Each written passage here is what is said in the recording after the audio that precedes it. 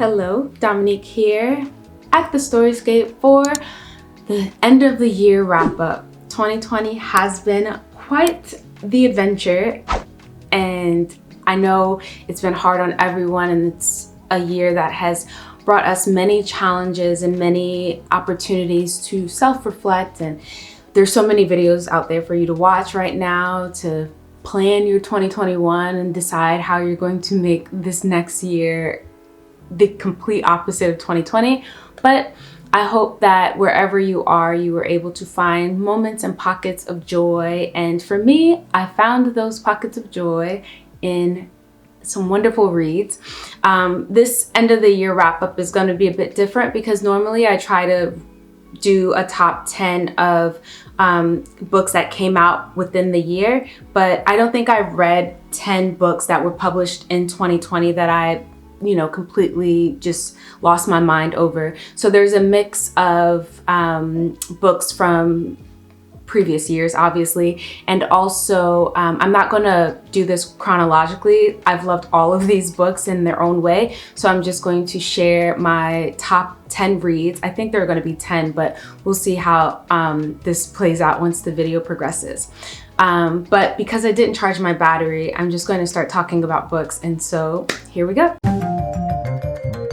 So the first book that I would like to talk about is The Vanishing Half by Britt Bennett. And I know so many people have really enjoyed this book because it is the video that has the most views on my channel. And every time I would come back, I'm like, oh, that's really interesting that the channel is getting all of these views, and I'm like, which video is it? And it's always The Vanishing Half.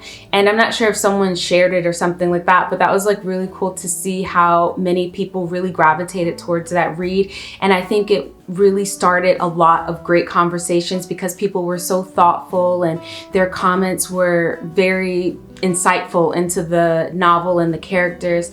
And it's the story of these twin sisters who come from this small town in Louisiana, and they take two different paths in life. One runs away from who she is, and the other one has to come back home because life really knocks her down. And the book deals with colorism and racism and gender studies, and just, it's such an extraordinary novel. And if you haven't read it, obviously, I think you should definitely put that on your list because it was definitely one of the best books of the year. The next book I'm going to talk about is Deacon King Kong. I read this over the summer and I loved the experience of reading this book. It was so funny, and it just felt like you were hanging around this community in New York City. So it takes place in the 60s, and it's about this guy named Sportcoat who is like the town drunk, and he is talking to his dead wife, and he also just shot the neighborhood drug dealer, and everyone's like, yo, where's Sportcoat? What's happening? Why did he do it? And the journey that book takes you on is such a spiritually it's just such a spiritually touching novel, and I absolutely adored it. And I mean, James McBride is just, I mean, does he ever miss? And then I just read this book, and my goodness, I don't know how how sometimes books will just, everyone's talking about it and everyone's like, no, read this. And there's not a list, there's not a video, there's not anyone that you can come across who's a reader, and everyone and their mama is talking about this book. Shuggie Bain was that book for me this year, and I am upset with myself that it took me so long to read it, but my goodness was I glad once I read it, and I totally understood what everyone was talking about. This is the debut novel for Douglas Stewart, and it is about a young man who is the youngest of three, and they're all dealing with their mother's alcoholism, and it's in Scotland. And the only thing that was kind of difficult when you're reading this is the dialogue, because it's very much the Scottish way of speaking. So sometimes I would like pause in the middle of reading and try to sound it out, and I was like, what in the hell are these people saying? This book it really is such a heartbreaking read, but the tenderness about it is why I think so many people have just been singing its praises. Shuggie Bain is a very peculiar character, especially because of his young age and because of all the internal things that he's dealing with, and then the love for his mother and how that's all wrapped up in how he learns to take care of the people around him and take care of himself. And just a really great debut novel, and it just sucked me in, and I get it. So yes, Shuggie Bain.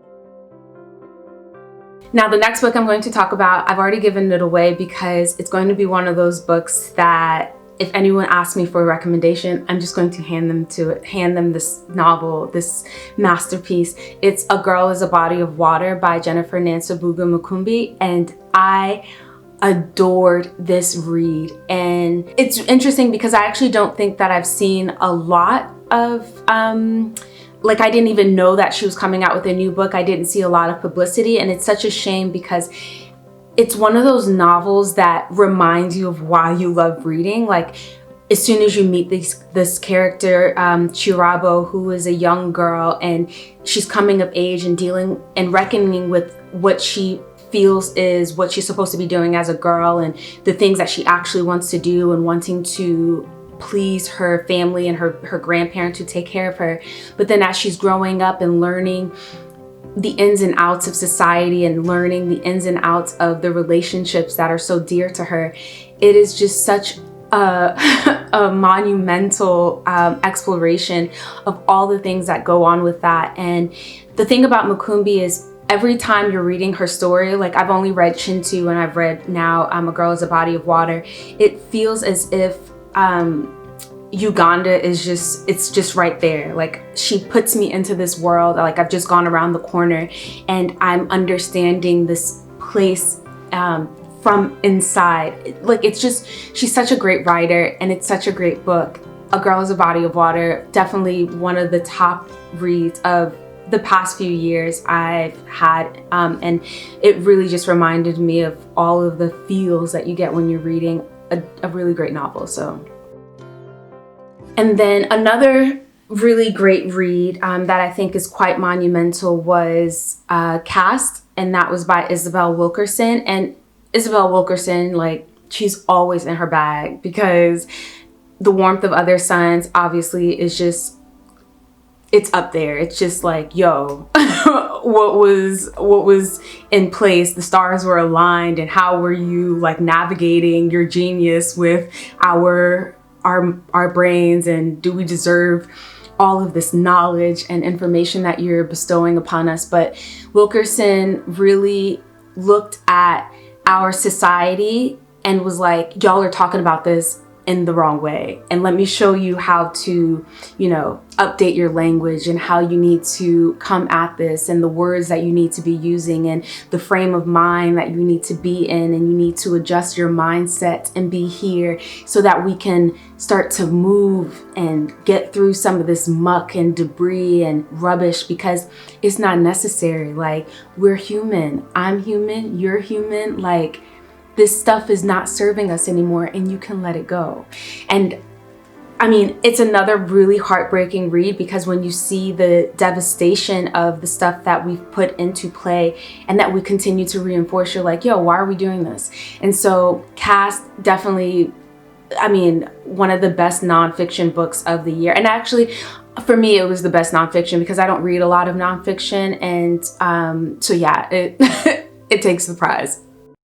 So for some books that I've read that weren't published this year, I read Sugar by Bernice L. McFadden for the first time. Yo, there is something about McFadden's novels sometimes where, like, as you're reading it, she just sort of like whips you in a frenzy, because it's a novel and you're going, and then you're like, yo, I didn't see that coming. But the way she explores female friendships between generations and between class or professions, or just people coming from such different worlds, and then bringing it all together, and you're like, oh, we're not so different in the first place. And so all these barriers that we're putting up, for what?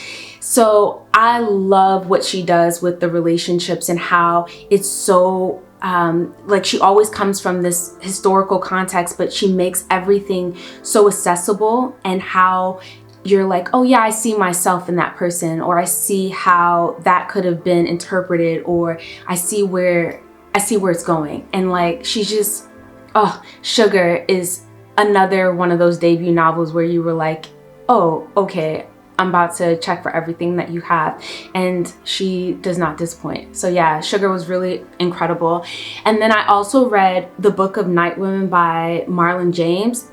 I don't know what took me so long to read that, because that one really just had me, when I was reading it, I remember not being able to like contain myself. You know, when you're like reacting to things, and maybe it's just me because I react to everything, especially like watching movies and things like that, like laughter comes out or fear comes out, and that book took me through all of it. The scene where homegirl is on the, what's the thing, the ledge, and she's, I don't want to spoil it, but Book of Night Women, extraordinary. I talked about it in my July wrap up, or maybe my August, I think it was my July wrap up, and just, it takes all of your senses and he puts it in the story, and you're like, yo, these women are extraordinary, and the human capacity for liberating oneself, it's extraordinary. Kindred, that was another read by Octavia Butler. Don't know why it took me so long, but yo, Butler, she was in her bag, because who would have even came up with that idea? Like, that was just that was otherworldly. And she just looked at this thing of, you know, slavery, this thing. She just looks at it from such a deep and vulnerable place. And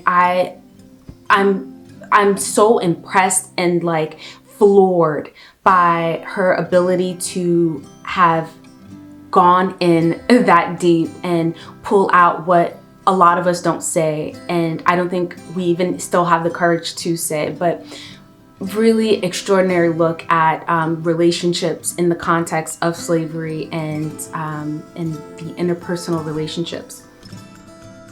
Pachinko, yo. Pachinko was another one. Don't know what took me so long, but it's this Korean novel that goes through generations, the matriarch. And then I have not talked about Such a Fun Age as much as I've wanted to. In real life, I have, but it's one of those books that I've handed to almost everyone this year. I've gifted it on birthdays. I'm handing it in bookstores. Like, if you're looking for something to read, this is it. I had the best time reading Such a Fun Age by Kylie Reid. I have never laughed as much as I did in a book like that, where every page was something that was so light, but also so profoundly aware and authentic. And she was so true to every scene and every character that you just felt like you knew these people. And it's the story of Elmira. She's a nanny for this social media consultant type professional who is offering inspiration, and she's like a self-help guru for working women everywhere. And she writes these letters, and it deals with how people's own issues project onto situations that it's either uncalled for, or they won't do the self-examination for themselves, and they just force other people to play out what's going on in their imagination. That book, like, I'm gonna have to reread it a few times because it's extraordinary, I think. And I know that a lot of people are like, oh, it's just sort of like flimsy or whatever. And I thought going in, it was just gonna be like a fun read and, you know, just put it to the side. But I want feelings like that when I'm reading in 2021. And yeah, these are the books that I read in 2020, and let me know what y'all read. Right now, I'm in the middle of The Heart's Invisible Furies by John Boyne. First of all, I did not know that this book was 700 pages because your girl probably wouldn't have picked it up so easily. But I started it and I like it because it's another one of those reads that make you laugh just like in such a fun age, but it's also saying something. So I think that's what I want in 2021. I want really great reading experiences. I'm not so concerned with goals as far as numbers or anything like that, even though like 700-page books, y'all can relax a little bit with those. But I'm not setting any like number goals, so I don't want to be reading books that are like 700 pages, but I just want to have such enjoyable reading experiences and not go in looking for too much and then be let down. And I just want to love everything that I'm reading. And if I'm not loving it, to just put it down and feel okay. Anywho, that is my 2020 wrap up. I have enjoyed coming back to BookTube. I hope that y'all have enjoyed these videos. Please let me know what was the best book you read this year. Leave it down in the comment section so that I may be able to pick it up soon. I hope wherever you are staying safe and well, and that you are having a beautiful, wonderful holiday season. I will see you in 2021. And until next time, remember to read or be read, and I'll talk to you soon. Bye.